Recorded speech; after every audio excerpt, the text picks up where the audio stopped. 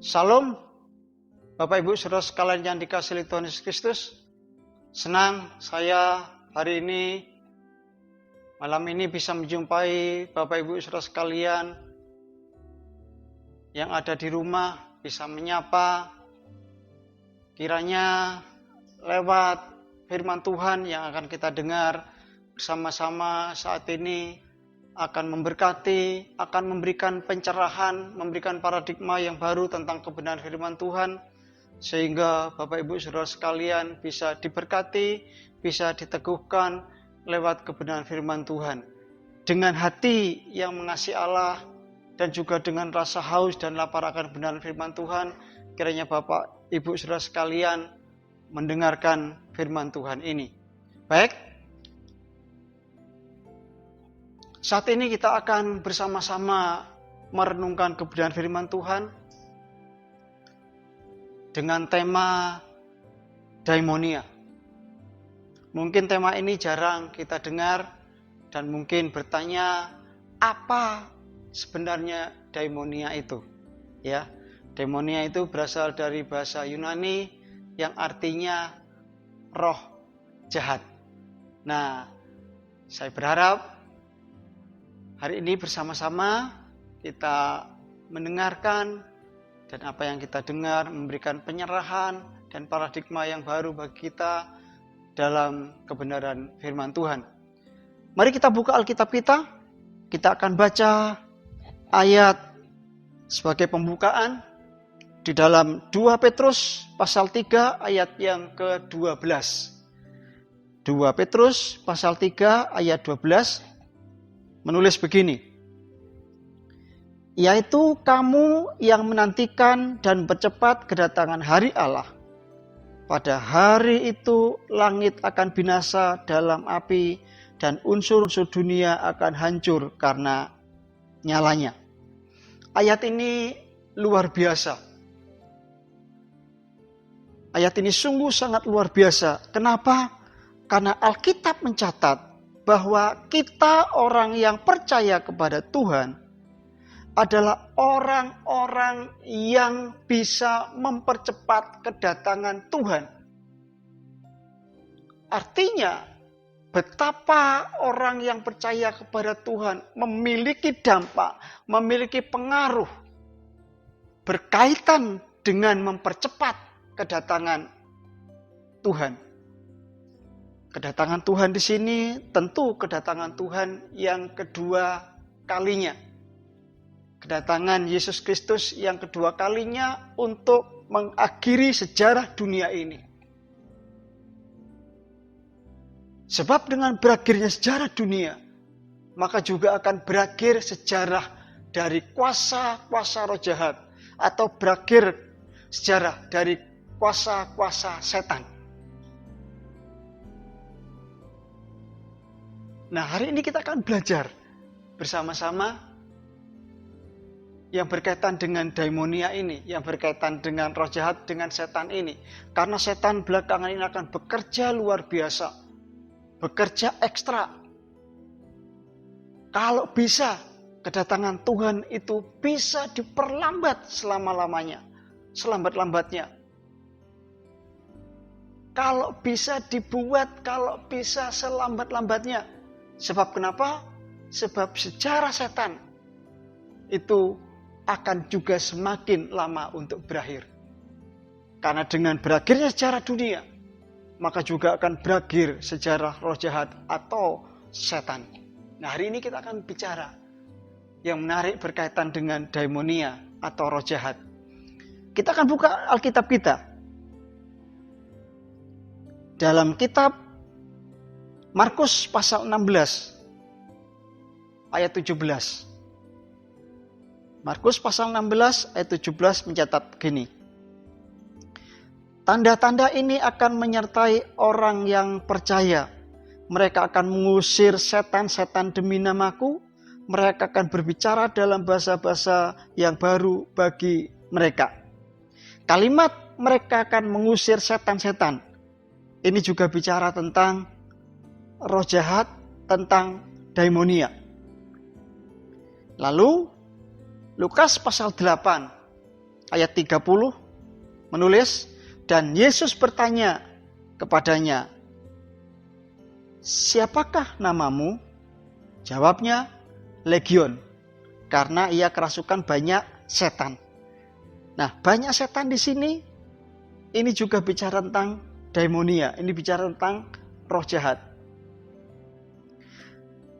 Lalu Matius pasal 7 ayat 22 menulis begini, "Pada hari terakhir, banyak orang akan berseru kepadaku, 'Tuhan, Tuhan, bukankah kami bernubuat demi namamu, mengusir setan demi namamu, dan mengadakan banyak mujizat demi namamu?'" Kalimat mengusir setan ini juga bicara tentang daimonia. Dan banyak ayat-ayat di dalam Alkitab Perjanjian Baru, Matius, Markus, Lukas, yang menulis tentang daimonia, tentang roh-roh jahat. Apa itu sebenarnya daimonia? Ya, apa itu sebenarnya roh jahat?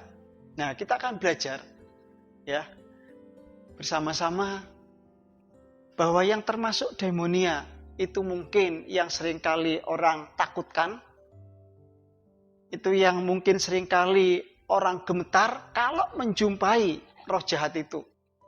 Kalau menjumpai roh jahat itu, maka orang itu gemetar atau merasa ketakutan. Bahkan kalau mimpi dengan roh jahat ini takut. Apa contohnya? Nah, yang termasuk daimonia di sini, ini adalah pocong, lalu kuntilanak, lalu gondronuwo. Kalau kita lihat di TV mungkin ada babi ngepet gitu ya.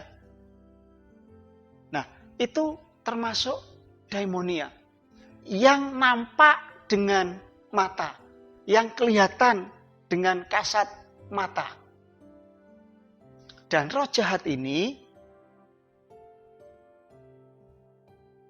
rasanya tidak begitu membahayakan. Kenapa? Sebab kalau anak Tuhan, orang yang percaya kepada Tuhan, ketemu dengan roh jahat ini, entah pocong, entah kuntilanak, entah gondoruwo, maka bisa langsung berkata, "Dalam nama Yesus, aku usir kamu keluar." Dan sangat mungkin, maka roh jahat itu, pocong, setan, gondoruwo itu akan pergi. Dan kalau ada rumah dari anak Tuhan, atau rumah dari jemaat, lalu didapati di situ katanya ada setannya, ada roh jahatnya, ada hantunya, maka dia mengundang hamba Tuhan, para pelayan Tuhan atau para pendeta untuk mengusir setan yang ada di rumahnya. Lalu hamba-hamba Tuhan, pelayan-pelayan Tuhan atau pendeta-pendeta di situ datang lalu mendoakan. Setelah didoakan dan sangat mungkin, maka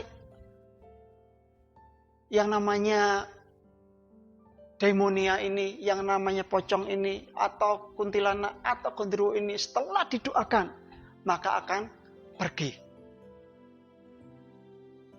Dan rasanya setan-setan atau roh jahat model seperti ini tidak membahayakan. Tidak begitu membahayakan. Kenapa? Karena setiap melihat roh jahat ini, maka orang yang percaya kepada Tuhan, dia ingat kepada Tuhan, lalu dia berdoa. Setiap dia melihat, dia berdoa. Setiap dia ketemu dengan roh jahat ini, maka dia berdoa kepada Tuhan. Dan rasanya ini tidak membahayakan.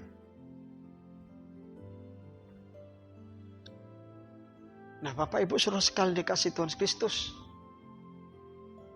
Dan rasanya juga setan ini selain tidak membahayakan, rasanya juga tidak akan membawa orang untuk masuk ke neraka. Kenapa? Seperti tadi sudah saya bicarakan, bahwa kalau ketemu dengan roh jahat yang satu ini, maka dia ingat Tuhan, dia berdoa, bahkan diusir. Disuruh pergi di situ. Sehingga dia berdoa kepada Tuhan. Nah, hari ini kita belajar bersama-sama. Kalau kita sudah mendengar tentang daimonia ini, tentang roh jahat ini, pelajaran yang akan kita petik adalah, pelajaran yang kita ambil adalah, mari kita akan ingat terus kepada Tuhan. Kita terus berdoa kepada Tuhan.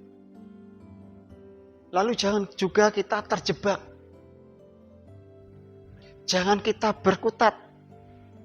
Jangan kita berkanjang hanya seputar roh jahat ini. Lalu kita lupa dengan kesucian hidup kita. Lalu kita lupa dengan kekudusan hidup. Lalu kita lupa dengan hidup yang tidak bercela.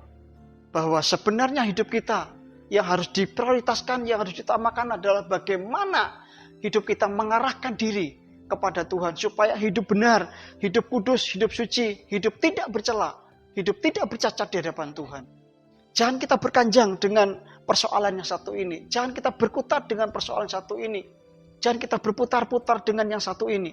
Tapi marilah hati kita, hidup kita memiliki fokus kepada Tuhan dengan hidup benar, hidup kudus, hidup suci, tidak bercela di hadapan Tuhan. Saya berharap pelajaran sederhana hari ini bisa memberkati kita, bisa meneguhkan kita, membuat paradigma yang baru, sehingga hati kita memiliki kebenaran. Hati kita mulai paham, mulai mengerti tentang yang satu ini. Saya berharap Bapak Ibu Saudara sekalian semuanya hari ini yang mendengarkan berita firman Tuhan bisa diberkati. Amin untuk firman Tuhan. Tuhan memberkati.